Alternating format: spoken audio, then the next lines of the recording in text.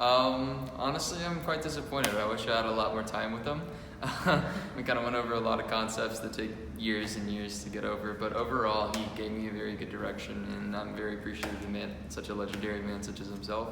Hopefully I can meet him again someday. I thoroughly enjoyed it, and I learned a lot. Surprisingly, I didn't expect to learn this much so quickly, but he explained a lot of concepts that were still up in my head, and once I figured them out and he showed me what they were, it just kind of clicked, and it really honestly helped a lot, and I'm excited.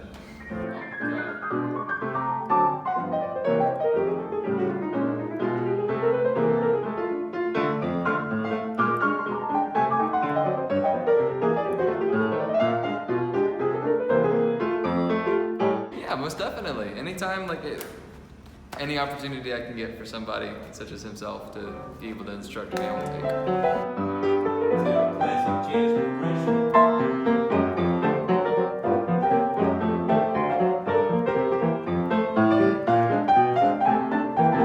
So when you're playing stride piano, you got the root, the seventh,